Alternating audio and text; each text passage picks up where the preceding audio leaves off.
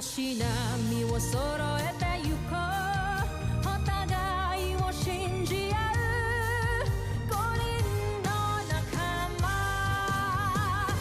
ボルテス5に預けた命飛ぶぜ宇宙の果てまでもみんなの笑顔も持ち帰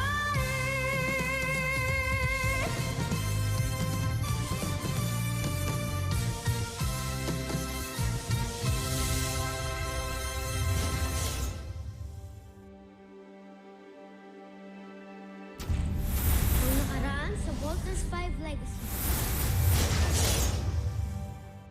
Napakawalang kwenta nga ng mga sandata ng planetang ito.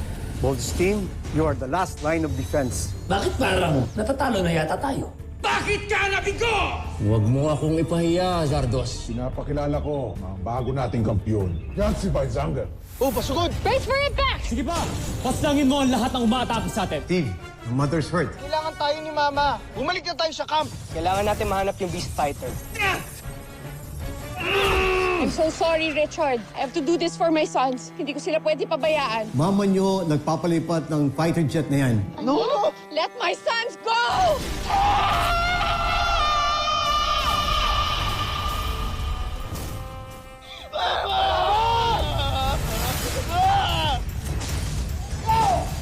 Tessa! Sa pangalawang pagkakataon, muli ninyo akong binigo! Alis na ako dito sa camp. Wala na akong reason pa para magstay dito. Ba't di ka magpa-comfort kay Jamie? Total, may gusto ko naman pala sa kanya, di ba? Mahusay at ginawa mong iniutos, Jose. May paraan na para malaman natin kung sino ang 5 piloto ng Voltes 5. Akala ko ba nag-quit ka na? A girl can change her mind. Lalo na kaya lang naman ako umalis dito sa camp is because may kinaiiritahan ako. Last I heard kasi parang masaya naman na siya na single ulit siya. So ano pang babalikan mo? Hindi ka iniwan ng nanay mo at hindi niya inabandon ng tatay mo. Hindi masamang ina ang nanay mo. Namatay siya dahil sa pagmamahal niya sa iyong ama. So sana mag-sorry sa inyo, pati sa mga masasabang nasabi ko sa mama nyo. Naiinggit kasi ako sa inyo. Lagi ko kasi nakikita kung gaano ka-ideal na mother si Mrs. Armstrong. Kagaya rin pala ng mama nyo yung nanay ko. Pareha silang nag-sacrifice ng buhay nila para maligtas ang family nila. Sorry talaga, and I hope maging okay na tayong lahat. Ilabas mo na! Nais ko na siyang makilala. Masusunod, Job. Nais kong ipakilala sa inyo si Gardo, ang aking magiting at mahusay na Beast Fighter. Anong laban ni Gardo kay Voltes 5 na may laser sword? Si Gardo ay nilahukan ko ng pamamaraan ng samurai. Kaya't mas biyasa siya sa paggamit ng espada. Nalingid sa kaalaman ni Voltes 5. Maging ang kanyang laser sword ay walang magagawa laban kay Gardo. Gawa sa Gilamaano ang kanyang espada. Kilamaano eh. Isa sa pinakamatibay na bakal sa buong kalawakan. Siyang tunay, Jomfrey. Mas matibay pa ito sa bakal na ginamit kay Voltes 5. Kaya't sinisigurado ko, hindi na niya tayo matatalo. At hindi lang yun. Ang selula na ginamit ni Draco na inilagay sa utak ng Beast Fighter na si Gardo ay ang siyang mas lalong magpapagaling sa kanya sa paggamit ng kanyang espada. Kahusayan na tiniyak kong mas hihigit pa kay Voltes 5. Mukhang si Gardo na nga maghahandog sa atin ng tagumpay, Jomfrey. Aasahan ko ang tagumpay, Gardo! Ipaglaban mo ang karangalan ng busan!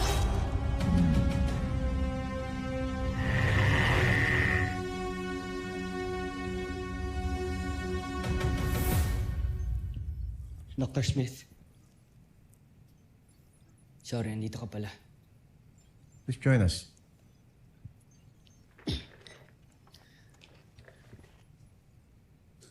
Tinuturuan lang ako ni Dr. Smith magkinsugi. Pero if kailangan mo siya kausapin, pwede naman ako No, stay. Baka kailangan mong marinig tong sasabihin ko.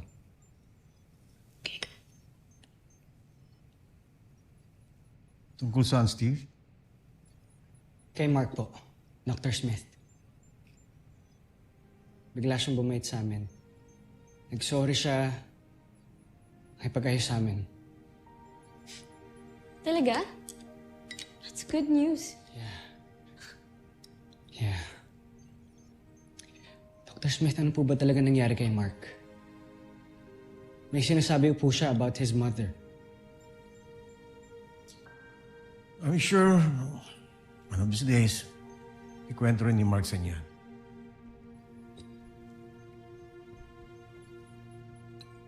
Huwag na sa akin manggaling.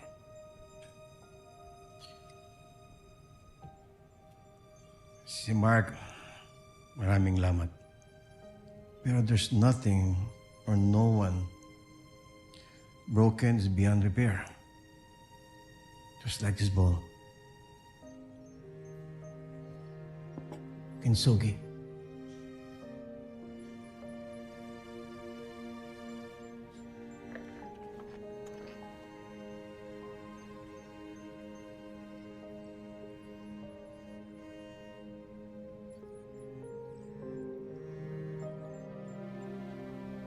Grilled chicken, burger steak, and spaghetti.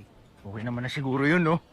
Joe, order mo pa lang yun. Akin nga taco salad lang, di ba? Mukhang ma-enjoy mo lahat ng mga in-order mo na food kasi ang dami-dami nun. Wala bang ganun sa camp? Rob, siyempre meron kaming kantin, tapos marami din kaming mga pagkain doon. Alam mo kung ano yung kulang? Ano? Di ikaw.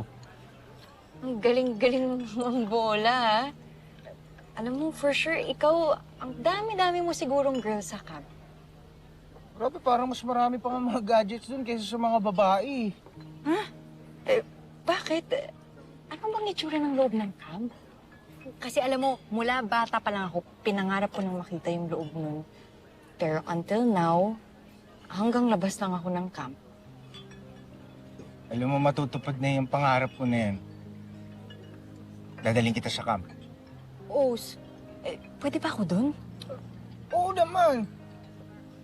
Basta kasama ako, malakas ako dun. Tsaka, lakas ka sa akin eh. Promise yan, ha? Oo, promise.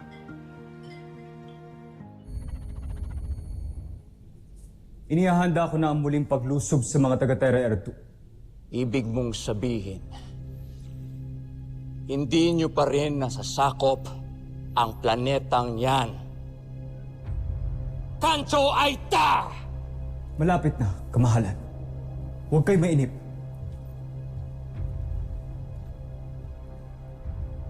Kaliit-liit na planeta. Hindi nyo matalo. Anong klaseng pinunong mananakop ka, Zardos? Ginagawa ko ang lahat ng aking makakaya. Kung ginagawa mo ang lahat, matagal nyo na sanang nasakop ang Terra Air 2. Naiinip na ako.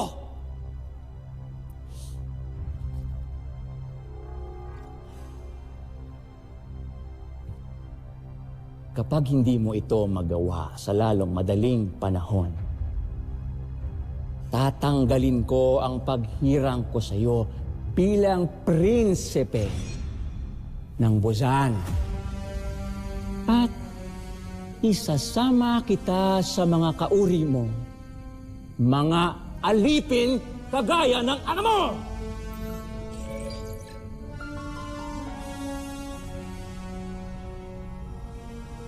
Kinumpara na naman ako ng emperador kay Hrothgar.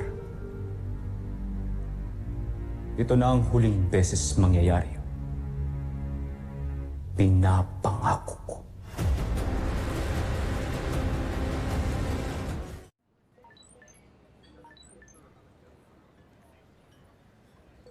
Wait lang ha. Kailangan ko sagutin to eh. Sige, balikan ko yung drinks natin.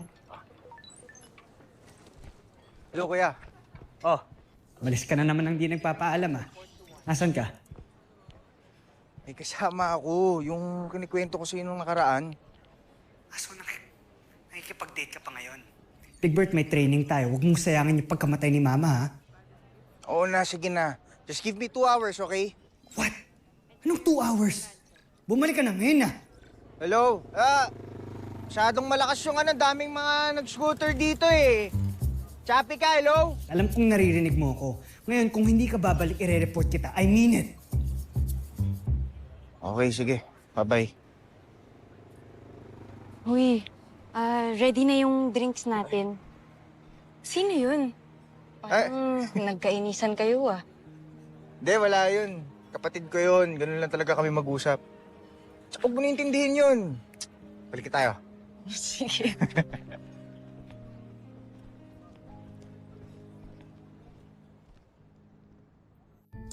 Nasisiguro kung tataas ang ranggo natin sa oras na matalo ng ating beast fighter si Voltes 5. Kaya dapat lamang na paghusayan ni Gardo. Siguradong ako ang mauupo sa tabi ni Prinsipe Zardos. Sa oras na matalo natin ang mga taga-Terra Earth. Mataas masyado ang pangarap mo, Draco. Baka nakakalimutan mo. Ako ang utak ng mga armas ni Gardo. Kaya ako ang dapat umupo sa tabi ni Prinsipe Zardos. Maaaring ikaw ang utak. Ngunit ako pa rin na nakapag-isip kung saan ibabase ang abilidad ng pakikipaglaban ni Gardo. Kaya't ako ang nararapat sa tabi ni Prinsipe Zardos. Alam mo, ikaw, mayabang ka rin talaga eh, no? Kung di ka lang malaki, papatulang kita eh. O sige nga, subukan mo. Sige, magpatayan na lang kayo dalawa para ako na lang ang uupo sa tabi ng prinsipe. Ako ang uupo sa tabi ng Prinsipe. Ako ang gumawa kay Gardo. Ako ang upo! Ako! Homsak! Jomfrey. Aga-agan mo magdiwang wala pa kayo napapatunayan. Patawad sa iyong narinig, Joffrey. Masyado lang kaming kumpiyansa na matatalo ni Gardo si Voltes 5. Kung ganun, aasahan ko ang tagumpay, Draco. Umayo kayo't wasakin si Voltes 5 para sa karangalan ko at ng buong busa. Masusunod, John.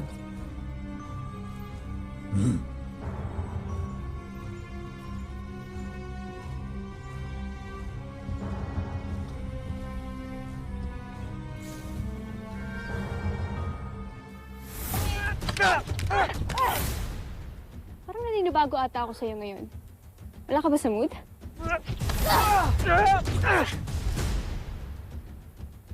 Paano ba naman ako gaganahan? Kalagitnaan ng date namin ni Judy, pinauwi ako ni Kuya. So, ibig sabihin, pwede akong manalo today. Siyempre, hindi ako magpapatalo sa'yo. Jamie Robinson.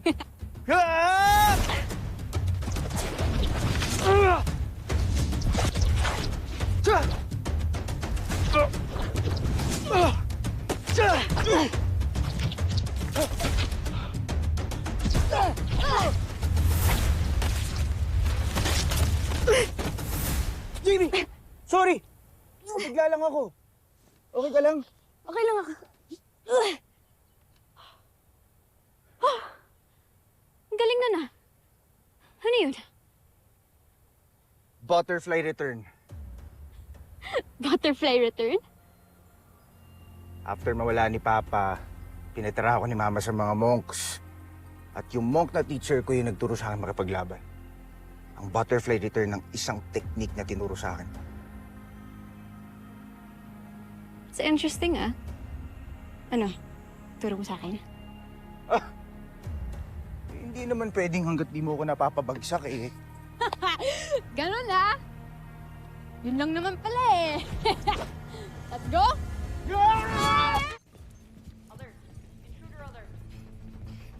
Commander, Richard, we have sighted the Bosanian beast fighter heading towards the north. Papuntang general direction ng Camp Big Falcon. What? Sound the alarm. Call the Voltes 5. Maatake namang Bosanian. Ay, sir. Battle station!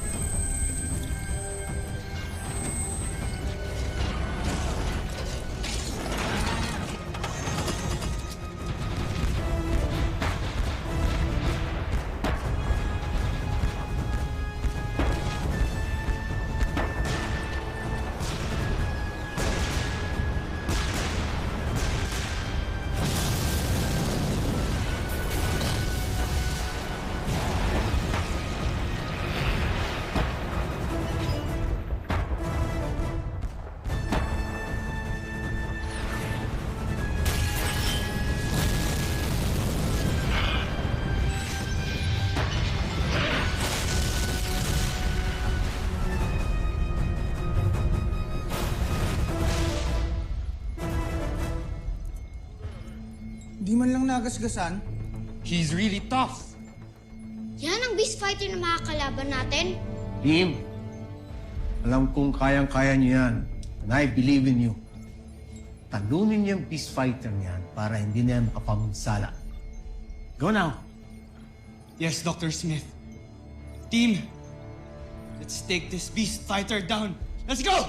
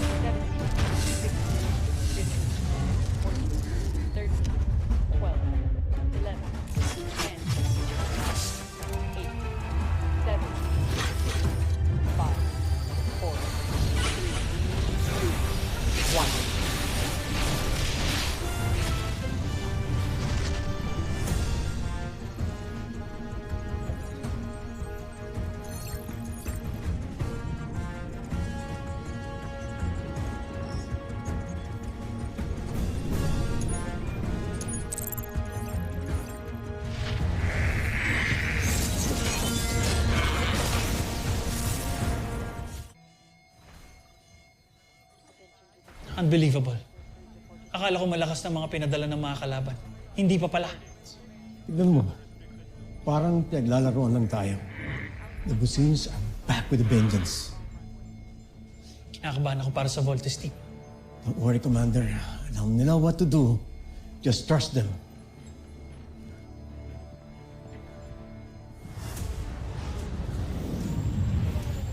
Ayun! Ayun yung beast fighter! Little John, kung masyado ma-excite. Kakaiba tong beast fighter na to, ah. Hindi siya in the form of an animal, para siyang humanoid. Team, I'm sure pareho lang yan sa mga unang beast fighters na pinadala ng mga aliens. So there's nothing to be frightened about. Kaya atakihin na natin yan. Wasakin na natin ang sangyan. Get ready. Commit! Cruiser missiles!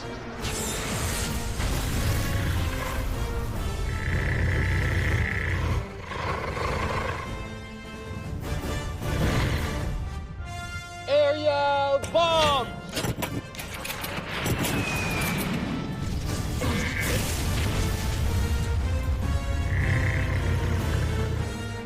Frigate missiles!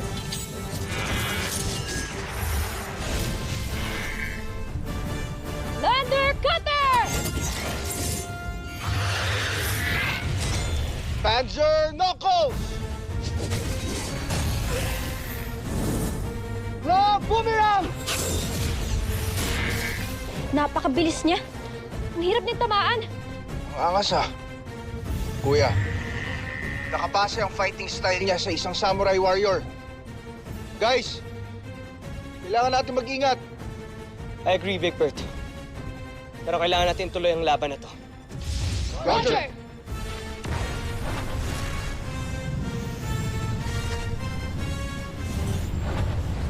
Team, tapusin na natin to. Ayoko nang may madamay pang iba. Get ready. V formation now!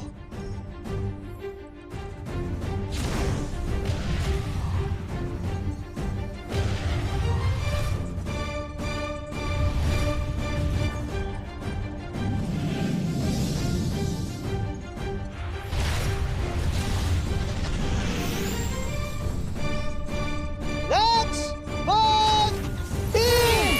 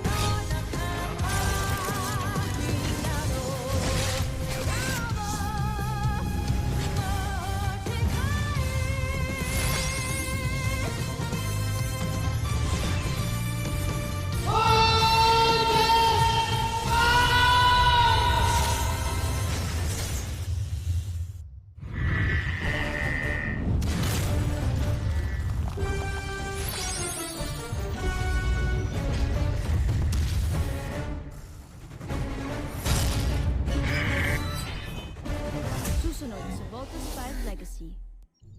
Ibig kong tiyakin na hindi na tayo madadaig. Yevadov, Akins. Mukhang inaral ng kalaban ng Voltes 5. Halos pantay na ang technical stature at ang battle profile nila. Ano pa pong lamang ng Voltes 5 dyan? Puso, Ana. Puso. Baklasa yung espada niya. Nadami siya tayo. Ika na, kuya! Tumakas na tayo! Meron ako naiisip na plano para matalo natin siya. Alright, team. Let's vote out. Huwag mo nang hayaan makatakas pa ang mga yan, Gardo! Tigilan mo muna si Voltes 5. Joe!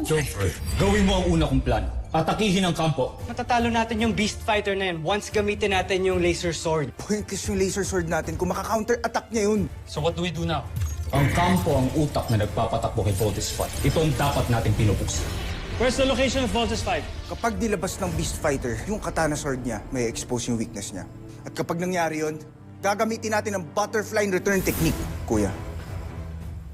Kaya mo yun. Kaya mo yan.